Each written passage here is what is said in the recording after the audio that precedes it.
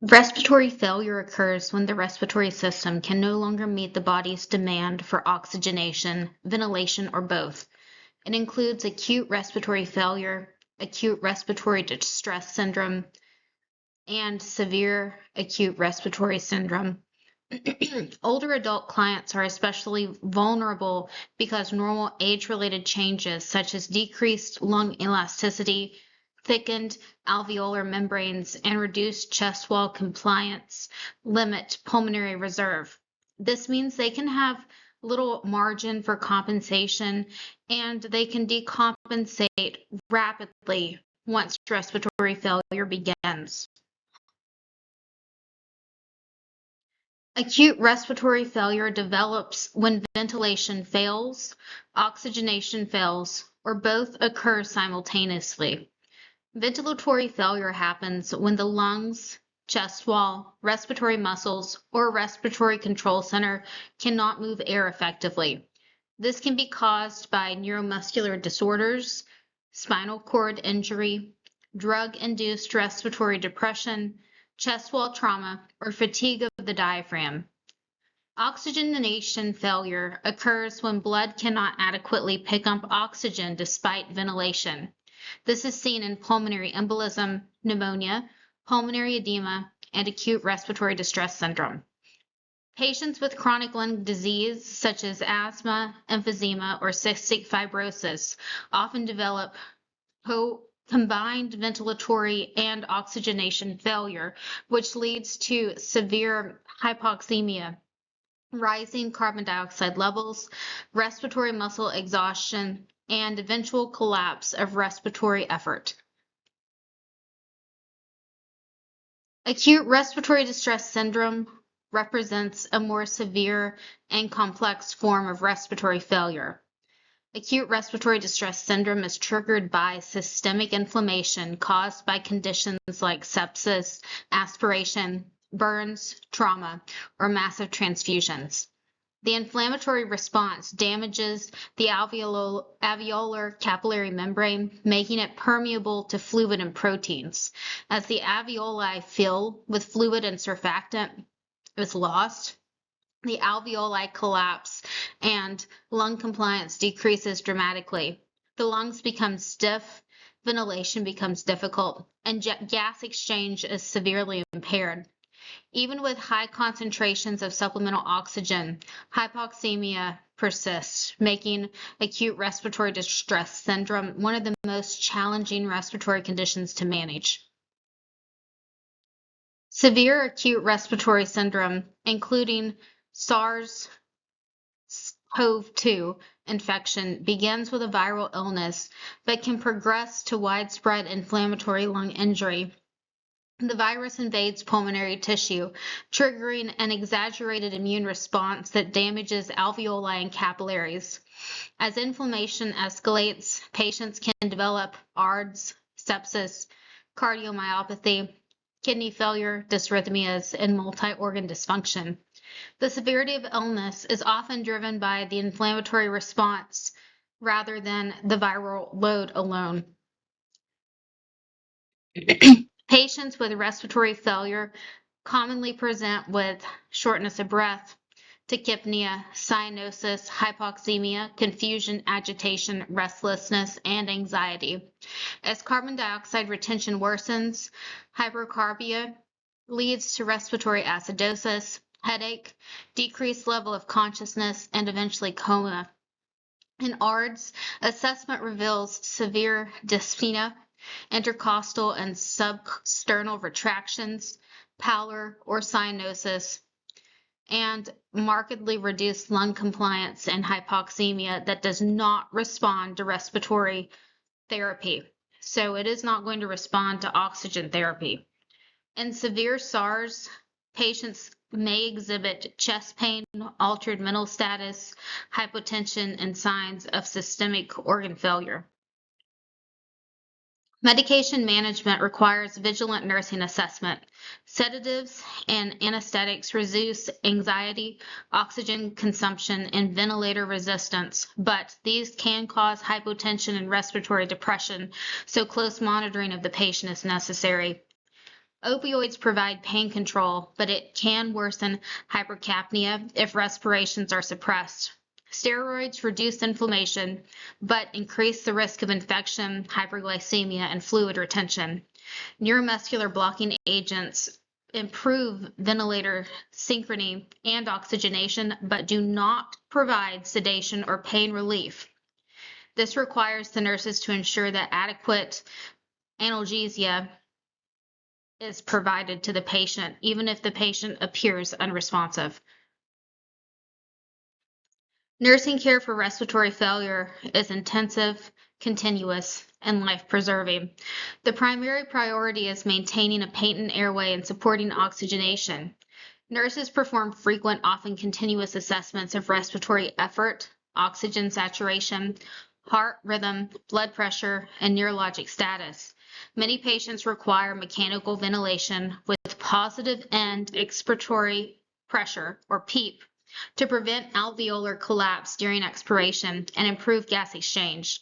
Nurses closely monitor ventilator settings, assess response through ABGs and oxygenation trends, and pre-oxygenate before suctioning to prevent sudden hypoxemia. Positioning is vital in these patients. Elevating the head of the bed improves ventilation and reduces aspiration risk. Prone positioning in ARDS and SARS redistributes perfusion and opens posterior alveoli and significantly improves oxygenation. Nurses carefully monitor tolerance to prone positioning when the patient is placed prone. They watch for hypotension, desaturation, pressure injury, and accidental dislodgement of the lines and tubes. Preventing infection is a major nursing responsibility. Mechanical ventilation increases the risk of ventilator-associated pneumonia, so strict hand hygiene, sterile suctioning technique, frequent oral care, and the appropriate isolation precautions are essential. For SARS-CoV-2 droplet, contact, and airborne precautions, these are implemented based on the procedures performed. Nurses also manage nutrition through enteral or parenteral feedings, monitor intake and output, obtain daily weights, and prevent aspiration by maintaining proper head of the bed elevation. Complications of respiratory failure are common and very often life-threatening. Barotrauma can occur from positive pressure ventilation, leading to pneumothorax or subcutaneous emphysema. Nurses monitor for sudden desaturation, high ventilator pressures, asymmetric chest movement, and crackling under the skin. The crackling indicates subcutaneous emphysema. Decreased cardiac output occurs when increased intrathoracic pressure from PEEP reduces venous return, causing hypotension, decreased urine output, and organ hypoperfusion. Nursing actions include close hemodynamic monitoring, careful fluid management, and collaboration with providers to adjust ventilator settings. Aspiration pneumonia may occur if airway protection is compromised. Nurses prevent this by maintaining cuff pressure, verifying feeding tube placement, elevating the head of the bed, and monitoring suction contents for gastric material. Infection and sepsis are major risks due to the invasive devices and immune suppression. This requires vigilant monitoring of temperature, white blood cell counts, blood cultures, and hemodynamic status. Prolonged immobilization leads to muscle atrophy, pressure injuries, venous thromboembolism, and delirium. Nurses counter these complications with frequent repositioning, range of motion exercises, skin care, early mobility when feasible, and anticoagulation as prescribed.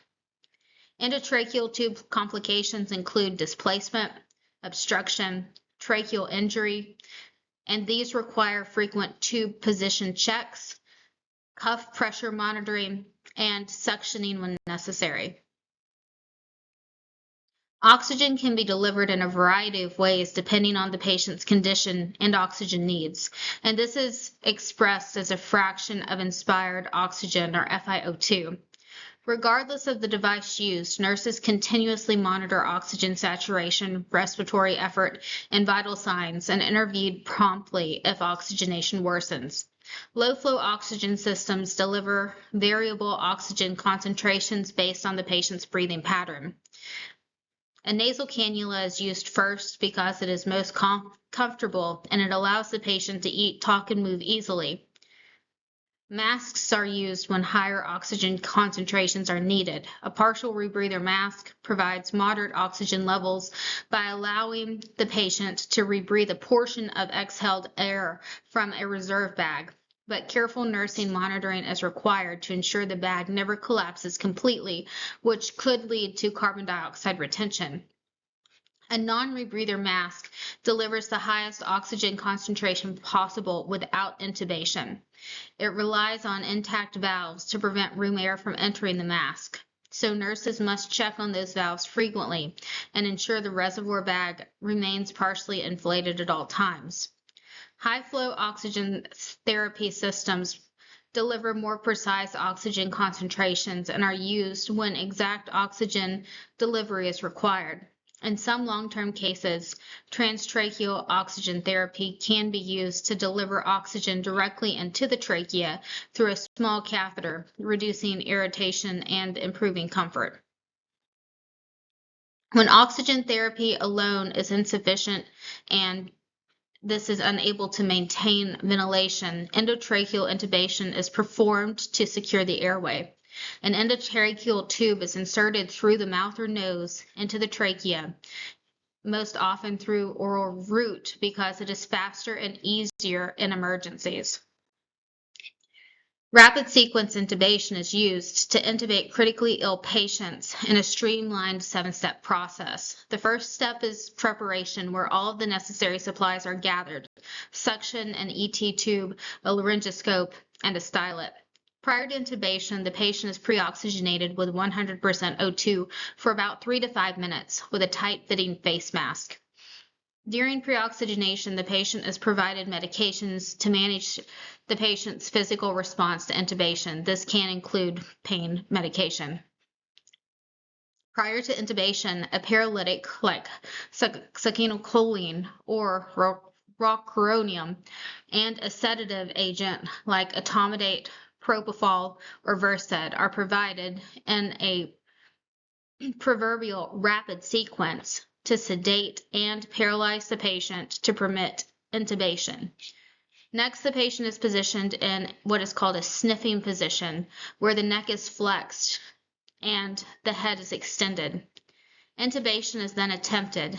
The individual intubating may use a laryngoscope, which has a video camera on the end and helps guide intubation, or they can use a blade. Each intubation attempt should be limited into no more than 30 seconds. When intubation is successful, the ET tube is placed into the trachea approximately 3 centimeters above the carina. A disposable end-tidal CO2 detector is used to help verify placement. After this, the ET tube's cuff is inflated to create a seal. This ensures adequate ventilation and prevents air leaks and aspiration. The ET tube is then secured with a securement device. At this time, a chest X-ray is obtained to verify placement. After placement is verified, the level of insertion is marked on the side of the ET tube at the level of the teeth. Mechanical ventilation is used when a patient cannot maintain adequate oxygenation or ventilation on their own due to severe lung disease, trauma, anesthesia, neurologic impairment, or respiratory muscle fatigue. The ventilator delivers warm, humidified oxygen under positive pressure, which forces air into the lungs during inspiration. This positive pressure helps keep alveoli open, improves gas exchange, and reduces the work of breathing, but it also introduces risks that the nurses must monitor constantly. There are several different modes of mechanical ventilation. The first is continuous mandatory ventilation, also known as assist control ventilation. This mode delivers a present tidal volume or pressure for each breath. The ventilator responds to the patient's inspiration effort or delivers a breath automatically if the patient does not initiate one at a set time. Pressure-regulated volume control ventilation combines pressure and volume control. It delivers a present tidal volume using the lowest possible airway pressure while keeping the pressure below a set maximum limit. Pressure-controlled inverse ratio ventilation is a pressure-controlled mode where the inspiratory time is longer than the expiratory time, with an inspiratory to expiratory ratio greater than 1:1. Intermittent mandatory ventilation, also known as synchronous intermittent mandatory ventilation, delivers present tidal volume or pressure at a set rate while allowing the patient to breathe spontaneously between the ventilator breaths. The ventilator breaths are synchronized with the patient's breathing efforts. Adaptive support ventilation automatically adjusts ventilator settings to maintain a target minute ventilation based on the patient's weight. It uses pressure support to help achieve the desired ventilation. Continuous positive airway pressure applies continuous positive pressure during spontaneous breathing. The patient controls the breathing rate, inspiratory flow, and tidal volume. Airway pressure release ventilation applies 2 levels of continuous positive airway pressure for set periods of time. The patient is allowed to breathe spontaneously at both pressure levels. Volume assured pressure support ventilation, also known as pressure augmentation, is a variation of pressure support ventilation that guarantees a minimum tidal volume. It ensures that the patient receives an adequate tidal volume with each supported breath. Pressure support ventilation delivers a present level of positive pressure to assist the patient's inspiratory effort. The patient controls the breathing rate, inspiratory flow, and tidal volume. The ventilator is set on ordered specifications for respiratory rate, the volume of gas to be delivered to the patient during each breath or VT, the oxygen concentration delivered to the patient, FiO2, the positive pressure applied at the end of expiration of ventilator breaths, PEEP, the positive pressure used to augment the patient's inspiration, PS, the speed at which gas is delivered, inspiratory flow rate, the duration of inspiration to duration of expiration, the IE ratio, and the effort the patient must generate to initiate a ventilator breath, sensitivity. Once a patient is intubated and placed on mechanical ventilation, airway management becomes the top priority. Nurses must ensure the endotracheal tube remains correctly positioned at all times by assessing the tube depth, securing the tube, monitoring cuff pressure, and checking breath sounds bilaterally after any repositioning. Cuff pressure is maintained between 20 to 30 centimeters water. Too little pressure allows air leaks and aspiration, while too much pressure can cause tracheal ischemia and necrosis. Because patients cannot speak, nurses establish alternative communication methods early and provide frequent reassurance to reduce anxiety and agitation. Ventilator settings are monitored and documented at least hourly. Nurses verify the prescribed mode of ventilation, respiratory rate, tidal volume, FiO2, and adjuncts like PEEP. Ventilator alarms are never turned off, ever, because they provide early warning of life-threatening problems. A low-pressure alarm may indicate a disconnection, cuff leak, or accidental extubation, while a high-pressure alarm suggests airway obstruction, thick secretions, bronchospasm, pulmonary edema, pneumothorax, or the patient biting the tube. An apnea alarm signals that the ventilator is not detecting spontaneous breaths. This may indicate oversedation or neurologic deterioration. Suctioning is performed as needed to maintain airway patency, most often when coarse crackles are heard over the trachea or when oxygen saturation drops. Nurses pre-oxygenate before suctioning to prevent worsening hypoxemia and assess sputum color, amount, and consistency for signs of infection. Strict sterile technique is used during suctioning of the ET tube to prevent ventilator-associated pneumonia. Mechanical ventilation significantly increases the risk of barotrauma, which occurs when positive pressure damages lung tissue. Excessive airway pressures or high levels of PEEP can cause alveolar rupture, leading to pneumothorax, subcutaneous emphysema, or pneumomediastinum.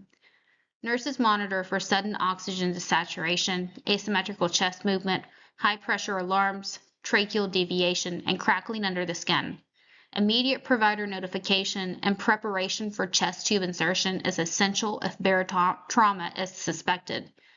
Additional complications include hemodynamic compromise. Positive pressure ventilation increases intrathoracic pressure, which reduces venous return to the heart. This can lower cardiac output and blood pressure, especially in patients with hypovolemia or heart disease. Nurses monitor for hypotension, tachycardia, decreased urine output, cool, clammy skin, weak pulses, and altered mental status. Careful fluid management and collaboration with providers to adjust ventilator settings is critical. Oxygen toxicity can develop with high concentrations of oxygen, typically more than 50%, and when oxygen is used for prolonged time periods.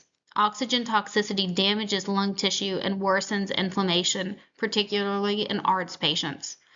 Nurses monitor for restlessness, worsening dyspnea, tachypnea, crackles, and declining oxygenation despite increasing FiO2.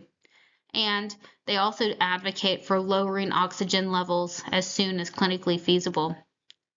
Fluid retention is common in mechanically ventilated patients due to decreased cardiac output, activation of the renin-angiotensin-aldosterone system, and humidified ventilation. Nurses closely track intake and output, daily weights, lung sounds, and secretions to detect fluid overload early. Aspiration is a constant risk because airway protective reflexes are impaired. Nurses keep the head of the bed at least to 30 to 45 degrees at all times. They verify feeding tube placement before enteral feedings, monitor gastric residuals, and assess oral suction contents for gastric material. Stress ulcers can develop due to physiologic stress and reduced gastric perfusion. Nurses monitor stools and gastric drainage for occult blood and administer prescribed ulcer prevention medications. Infection, particularly ventilator-associated pneumonia, is one of the most serious complications. Nursing actions focus on strict hand hygiene, sterile suctioning, frequent oral care, regular repositioning, early mobility when possible, and monitoring for fever, leukocytosis, and changes in sputum. Immobilization leads to muscle atrophy, pressure injuries, venous thromboembolism, and delirium. Nurses should reposition the patient at least every 2 hours, provide meticulous skin care and monitoring, perform range of motion exercises, and collaborate with physical therapy to minimize deconditioning.